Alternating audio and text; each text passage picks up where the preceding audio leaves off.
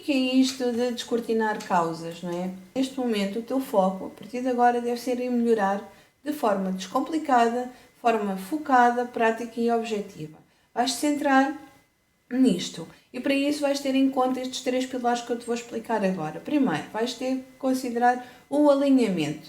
As principais conclusões, as evidências e dados que detens devem ser abertos para discussão para toda a equipe. Tu agora detens a informação toda e vais fazer aqui um alinhamento dessa informação e dos próximos passos, então vais partilhar e envolver todos os elementos da equipa. O segundo pilar que tu deves ter em consideração agora nesta fase é a profundidade, que é o quê? Pelo facto da análise não ser superficial, que não é bastante completa, a probabilidade da equipa se focar na causa real é também maior, porque há maior evidência dos dados. E também a probabilidade de proporem e selecionarem ações de melhoria com grande impacto nesse mesmo teu projeto, nesse mesmo problema, então também é maior.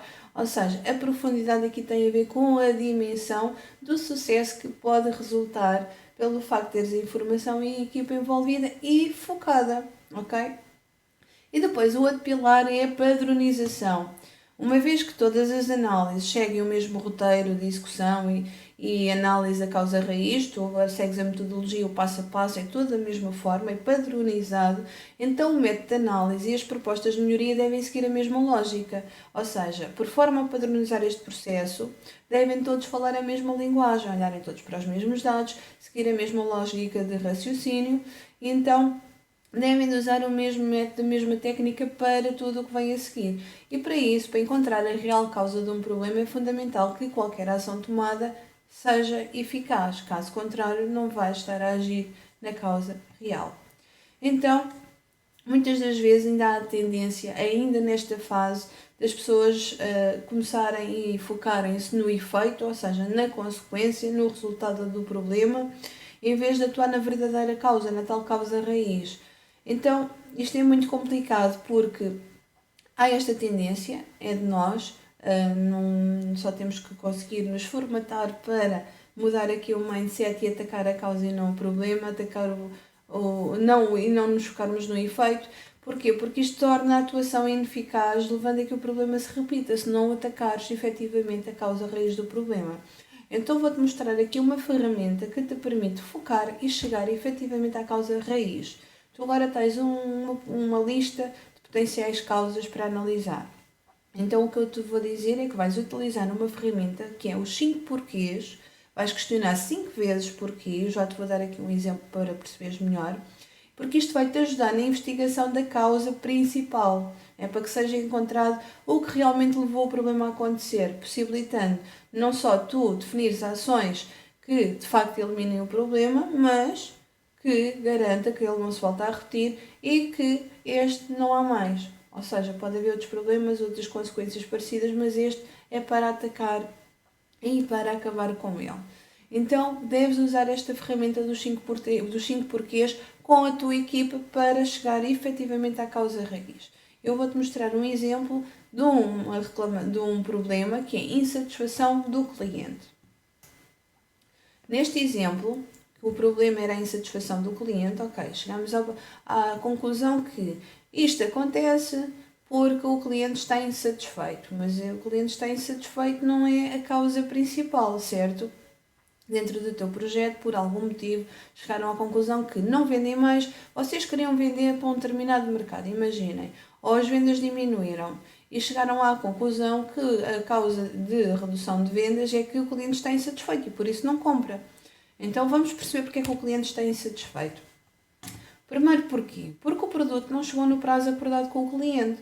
Então ficou insatisfeito porque das vezes comprou, nunca chegou dentro do prazo. Então porquê que nunca chegou dentro do prazo? Porque o tempo de produção excedeu o tempo estimado. Ok, então já saiu daqui atrasado, já foi produzido fora de prazo, por isso é que foi entregue fora de prazo e ele ficou insatisfeito. Então, mas porquê que foi produzido fora de prazo? Porquê que demorou mais tempo? Porquê? Vamos ao terceiro porquê. Porque a ordem de serviço não chegou dentro do prazo à produção. Portanto, se não tinham ordem de serviço para produzir, não conseguiram produzir dentro do prazo que estava acordado com o cliente, que é o primeiro porquê. Então, vamos ao quarto porquê. Mas porquê é que esta ordem de fabrico, esta ordem de serviço, não chegou atempadamente à produção?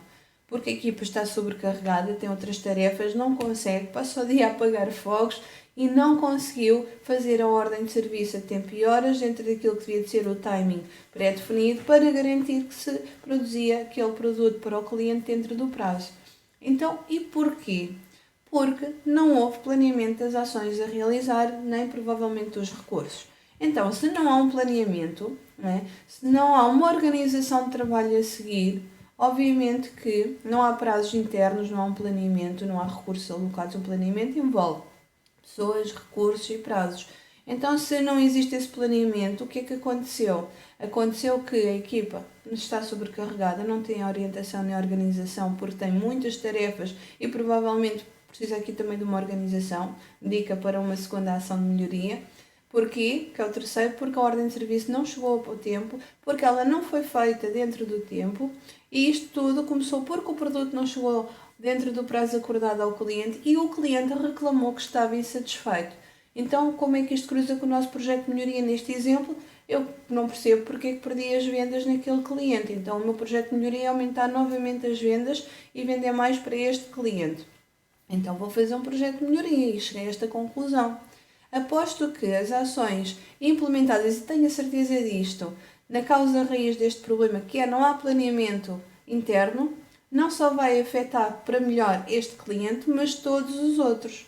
Como tu vês, uma causa raiz nunca tem só uma única consequência, quase sempre tem um impacto muito maior do que aquilo que se pensa. Então, este é um exemplo típico de como é importante usar a técnica dos 5 porquês, partilhar esta informação com a equipe e trabalhar isto em conjunto. Não deixes de utilizar esta ferramenta, é das mais úteis, que é aquela que te vai fazer a ponte entre os problemas, as potenciais causas e as ações de melhoria e que te vai permitir identificar efetivamente o core, o centro, aquilo que é a causa raiz do problema. Queres saber mais sobre ferramentas, técnicas e metodologias de melhoria contínua? Então segue-me no Instagram, no Facebook, no LinkedIn e não te esqueças de subscrever o canal do YouTube.